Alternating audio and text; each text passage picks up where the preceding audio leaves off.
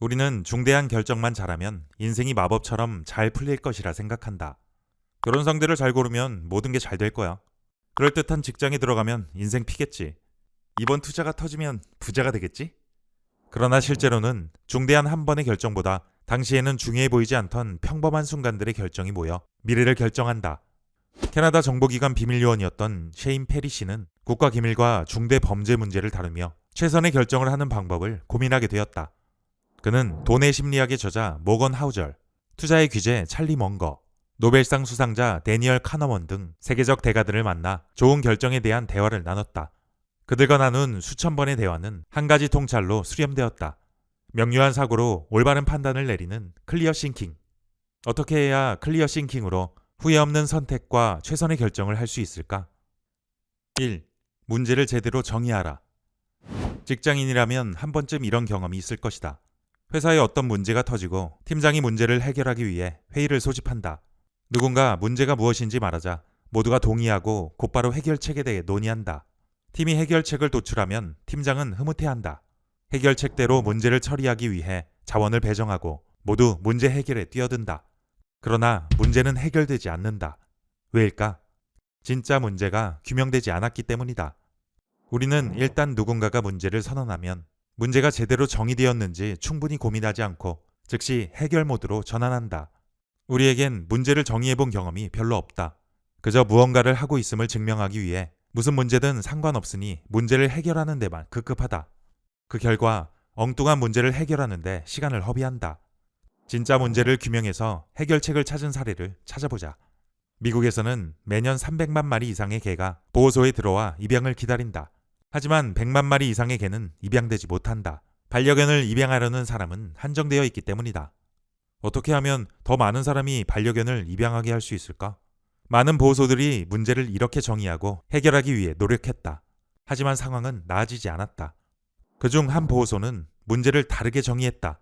근본적으로 입양할 반려견의 수를 줄이려면 어떻게 해야 할까? 데이터를 살펴보던 보호소는 주인이 사료를 구할 여유가 없어져서 반려견을 포기하는 경우가 많다는 사실을 알게 됐다. 반려견을 보호소에 수용하는 것보다 주인에게 사료를 공급해 계속 돌보게 하는 편이 비용적으로 더 저렴하다는 사실도 발견했다. 그러자 더 나은 해결책이 드러났다. 그들은 반려견을 포기하려고 보호소를 찾은 주인들에게 장기적으로 사료를 공급해주겠다고 제안했다. 이 프로그램 덕분에 반려견을 포기하려고 보호소를 찾은 사람 중 75%가 반려견을 계속 돌볼 수 있게 되었다. 이처럼 문제를 제대로 이해해야 문제를 해결할 수 있다. 2. 통합적 사고로 해결책을 탐색하라.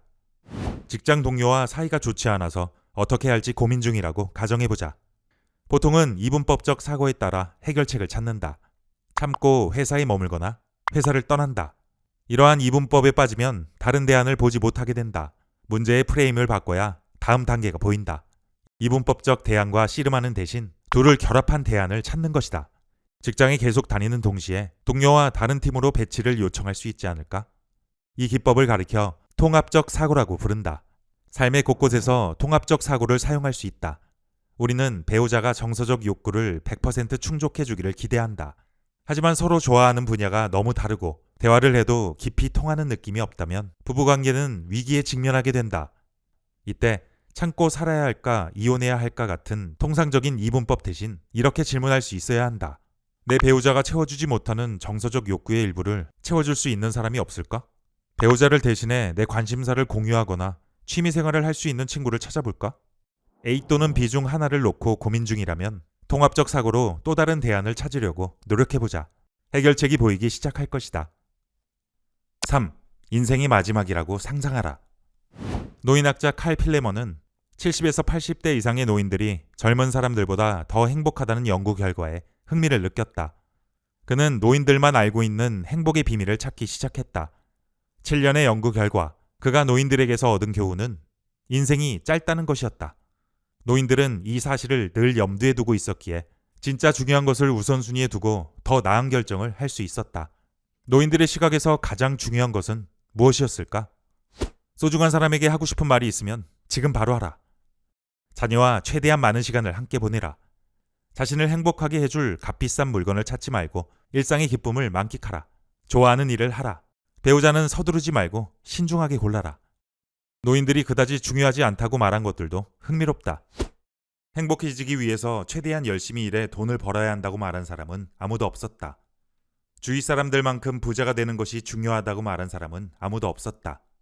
수입을 기준으로 직업을 선택해야 한다고 말한 사람은 아무도 없었다. 자신에게 잘못한 사람에게 복수하지 않은 것을 후회한다고 말한 사람은 아무도 없었다. 노인들의 시각으로 세상을 바라볼 수 있다면 무엇이 진정으로 중요하고 무엇이 그렇지 않은지 구별할 수 있는 통찰을 얻을 수 있을 것이다. 스티브 잡스는 매일 아침 거울을 보고 이렇게 질문했다고 한다. 만약 오늘이 내 인생의 마지막 날이라면 나는 오늘 내가 할 일을 하고 싶을까? 자신의 마지막 날을 이메일을 확인하거나 다른 사람을 깎아내리며 보내고 싶은 사람은 없을 것이다.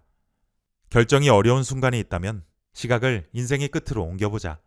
진정으로 중요한 것이 무엇인지 보이기 시작할 것이다. 평범한 순간을 비범한 결과로 바꾸는 생각의 디테일. 클리어 싱킹. 이 콘텐츠가 도움이 되었다면 구독과 좋아요를 눌러주세요.